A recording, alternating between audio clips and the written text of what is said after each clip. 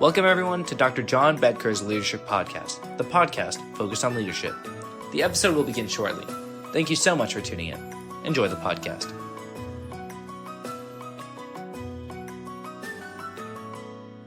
Welcome everyone. Thank you so much for tuning in to the Dr. John Bedker Leadership Podcast. I'm your host, John Bedker. Well, today we're going to do an important thing for leaders. I'll do this in a way of modeling the way, showing you a way to do it. And that is to follow up. Really important for leaders. Follow up. Simple words, simple idea.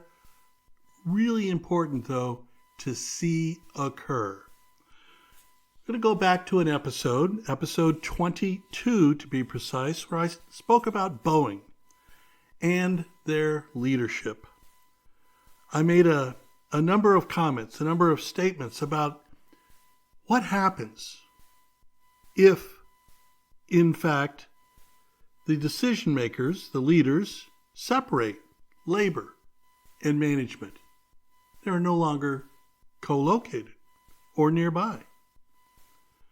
Well, one of the things that happens certainly is that this tension between the economics of the business, of the enterprise, and the safety component of the enterprise become competing interests. Who carries the day? Economics or safety? We talked about that a little bit. Well, what can happen, and what I proposed back in episode 22 was that perhaps, heaven forbid, perhaps there would be some leadership decision-making shortfalls. Because of these issues, separation of labor with the leadership, the tension that exists in a large multinational corporation between the economics of that enterprise, the goal to make a profit, versus the safety, its quality, its product. So, decisions were made. I spoke about this back in episode 22, and those decisions were to, in fact, separate, to move the leadership of Boeing out of the state of Washington. They've actually moved a couple of times, currently in Arlington, Virginia. So, today we're going to do a follow-up. I said this might not be a great idea from a leadership point of view. Economically, it might have been smart. I don't really know. But from a quality point of view, I really challenged it. I said, I think there could be some decision-making shortfalls. And again, we've spoken about this idea that decision-making is a critical leadership core competencies. Well, what happens when you move the leadership distant from where the enterprise main facilities are located? Well, simply, and again, sadly, oftentimes key stakeholders are not at the table. Well, that, of course, is one of those things that leads to these decision-making shortfalls. Well, I went through this in some detail in episode 22. I'm sure many of you, were with us when I spoke about the challenges at that time of Boeing. So here's the follow-up, because this is what's important for leaders, to follow up, as I said in the beginning. Really important. You can't go to a plant or a facility if you have distant locations and engage with these people, listen to what they have to say, and then say, thank you, I'll be back. I'll follow up. I'll respond to those issues that you raised. This connection is not one of, it is ongoing. Well, let's do that. Let's do that today in this episode. I'm going to take just a quick sidebar here, though, to say that this is episode 50. Now, we've done some other presentations, certainly other speeches, but as far as this podcast, the Dr. John Bedker Leadership Podcast, this is episode number 50. So I want to thank each and every one of you, personally and directly, for tuning in. I know many of you are regulars. If you aren't, I certainly hope that you'll become. But in any event, we're at 50. So I'm kind of happy about all that. All right, here we go. Boeing and leadership. Episode 50 today. What do we know and what effects are now happening? What's going on?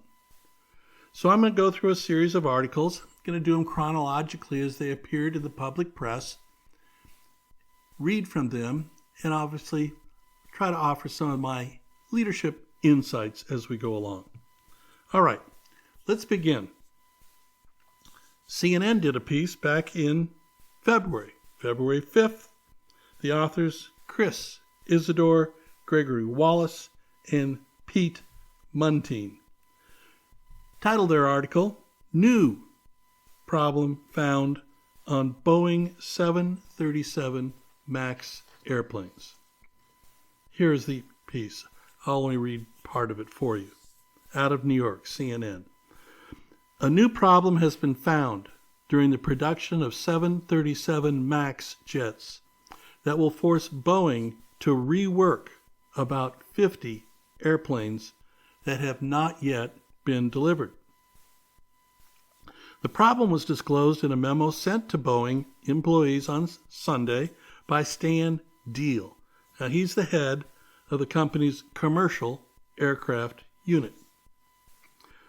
An employee at Boeing supplier Spirit Aerosystems, remember that name, important player in this episode, Spirit Aerosystems, which makes the fuselages of the Boeing 737 MAX jets, notified the plane maker that 2 holes may not have been drilled exactly to Boeing's requirements, according to this memo that Stan Deal, the head of the company's commercial aircraft unit, put out.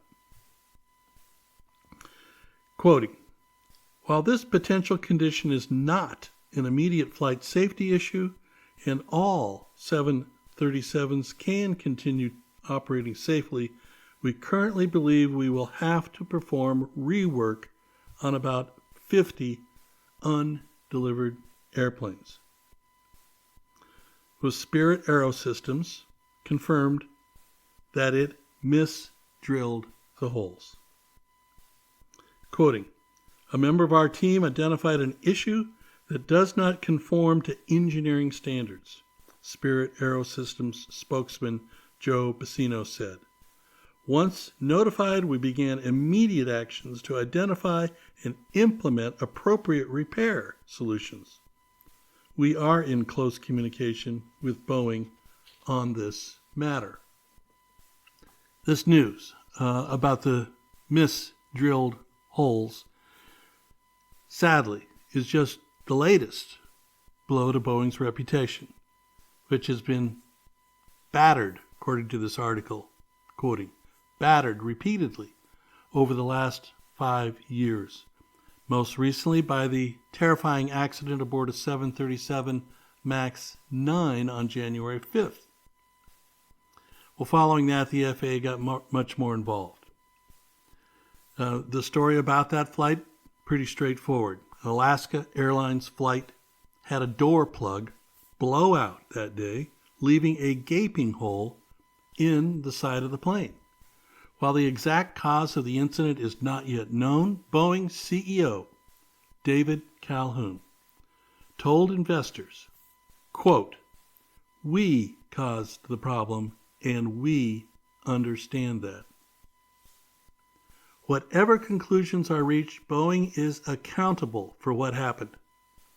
Whatever the specific cause of the accident might turn out to be, an event like this simply must not happen on an airplane that leaves one of our factories. This is David Calhoun speaking. We simply must be better. Well, his memo goes on to stress the importance of quality control. Many employees, though, voiced frustration with how unfinished jobs, either from the suppliers or within Boeing's own factories, rippled through the production line. Deal shared this in his memo. These employees are absolutely right, says Deal. We need to perform jobs at their assigned position. We have to maintain this discipline within our four walls, and we are going to hold our suppliers to the same standard. Boeing has halted delivery on a number of occasions over the last few years involving both the MAX and another Boeing airplane, the 787 Dreamliner, because the planes had not been built according to specifications. The suspensions caused problems for airline customers that had been counting on the planes and also have led to ongoing losses at Boeing.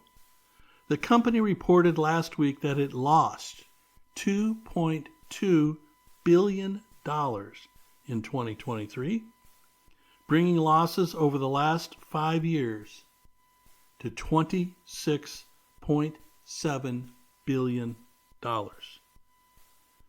Two major customers, United Airlines and Southwest Airlines, said last month they were no longer counting on receiving their orders of new versions of the 737 MAX they had been promised by Boeing. Southwest had been expecting the 737 MAX 7, while United had ordered the MAX 10. These are different variants of the 737. Neither plane had been approved by the Federal Aviation Administration, that's the FAA, to carry passengers yet. United CEO Scott Kirby said the incident on the Alaska Air flight was, quote, the straw that broke the camel's back, end quote. In terms of the airline moving forward with plans to take deliveries of the MAX 10 later this year. Most serious problem for Boeing was a design flaw in the 737 MAX that led to the two fatal crashes, one in October of 2018, the other in March of 2019, killed a total of 346 people and led to a 20-month grounding of the airplane. So this tension between economics and safety that we talked about back in the earlier episode, 22, really comes to a head here today, where we see the consequences. We see the results of really some poor decision-making by leadership. It really does mean something about how you go about representing your firm to those you serve. Okay, so a little article there from some really well thought out authors. Let me move now to Aviation Week. That's a trade journal. It's highly respected, highly read. They really do quality reporting. This is an article on February 26th by Sean Broderick, titled Expert Panel Finds Deep Cracks in Boeing's Organizational Safety Structure. Well, there's a headline you don't want to have, right? What was said? Well, here we go. The piece I'll read just part of from Sean Broderick. Cracks in Boeing's organizational safety structure remain large and extend well into its fundamental role of designing commercial aircraft, a report from a panel of safety experts found. The congressionally mandated report called for an independent review of Boeing's safety management procedures, including its organizational designation authorization. Now that's a jumble of words, organizational designation authorization, but it goes by the acronym ODA. You'll see that as the article continues. It was a 24-member panel that looked at these problems and said that Boeing's safety problems run deeper into the organization. The role and influence of human factors during aircraft design has, quote, eroded due to a series of administrative decisions at Boeing, which includes reorganization, decentralization, downsizing, and relocating the company's headquarters out of the Seattle area. All right, so we talked about that way back when, and now what's happening? That decision by leadership is now, unfortunately, revealing itself in the product, the quality, and the culture of Boeing aircraft. Here's just a few of the quotes from the report. Pilot input, even from internal sources, is not handled consistently during aircraft design, particularly when pilots did not occupy a seat at the table. So this is one of my points, right? You need key stakeholders present. Key stakeholders need to have voice, and they do that by having access. They need to be sitting at the table. Hugely important leadership component. The panel could not find policies or procedures that ensured the pilot's safety of flight concerns are adequately addressed independent of the individual occupying executive leadership positions. Boeing had then created this Safety Management System, SMS. Again, a little bit conglomeration of words, but this ODA I mentioned a minute ago, and now this SMS are their solutions on paper, right? A system. What the people doing this report, these panelists embraced was, I'm quoting again, to seek, speak, and listen approach. As they went through, interviewed people, went on site, spent time, throughout the discovery and assessment process, attention was given to speak, with little or no attention given to seek or listen, the report says. The expert panel provided numerous opportunities throughout its engagement with Boeing. Well, how did Boeing respond? How did the employees respond, right? We want to know. We want to know what's going on. Some of the Boeing employees viewed this work as an audit rather than a collaborative opportunity. Interviewees asked minimal questions, the report said. Some interviewees mentioned a briefing was provided by Boeing legal prior to the interviews. The panel's report lists 27 findings and 53 related recommendations for both Boeing and the FAA. All right, so not good. What we're seeing here is that they have problems. They have problems internal, not only within the company, but with their suppliers. What did the FAA do? Well, on February 28th, the FAA said to Boeing, the safety improvement plan must be done within 90 days. Quoting, Boeing has 90 days to develop a detailed plan that addresses systemic quality control issues, detailed in that recent expert panel report I just spoke of. Boeing must commit to real and profound improvements, FAA Administrator Mike Whitaker said following his meeting with Boeing on February 27th. All right, so here we go. There's some real serious problems. One of those problems, of course, is with a supplier. Spirit Aero Systems that I mentioned. They're the people that make these fuselages. They're the ones that had this door on the Alaska flight just literally flew off. Turns out maybe those bolts weren't even there. Maybe those holes weren't there. Really still a little bit unclear about that root cause. But in any event, things did not go properly. They certainly did not go well and created a huge problem. Well, this supplier seems suspect, right? The quality of their work obviously resulted in a near catastrophe for Alaska Airlines. Literally the plug door blowing out in flight. Well, the leadership at Boeing's response has been, perhaps we should buy Spirit Aerosystems, and that would maybe create a long-term gain for us. Well, here's a couple of quick quotes. Do two wrongs make a right? Bad decision on Boeing to outsource to Spirit Aerosystems. But the second one might be, let's buy them and bring them in-house. Those people, those quality production standards, we would rather have those in-house.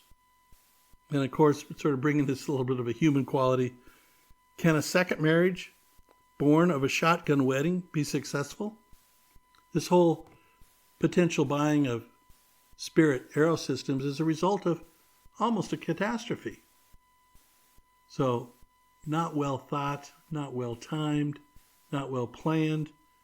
It really created some bad decision making, is what I'm trying to say. Okay, so what happens? So that's the update. That's the follow-up. And I think that's important. We need to do that. Really important for leaders and leadership. Well, aviation, certainly commercial aviation, is still the safest way to get from point A to point B. So let's not forget that. This is not a loud call to do something incredible. No. Airline travel is incredibly safe, and I want to stress that and emphasize that. However, Boeing, this long-time iconic brand manufacturer of the world's greatest airplanes. I've been to the factory many times. I've literally seen those bumper stickers in the Seattle area. If it ain't Boeing, I ain't going. And I just love that. But that's from way back when. Today, Boeing is really an assembler, not a manufacturer. And from a leadership point of view, that is a critical decision-making failure. We've seen what happens in this one case I've highlighted with the door plug from an outside supplier. Not only did they not produce and deliver at the quality Boeing historically is known for, but then they said, maybe we'll buy them and bring them in the family. Holy cow. All right, folks. Still a hugely safe industry with some really poor leadership being demonstrated. The stock price has suffered. People are questioning their ability to deliver, and certainly to deliver timely. This is not a good place for leaders, folks. I'll stop here. I'll thank you all once again, and I'll look forward to talking to you soon. Take care.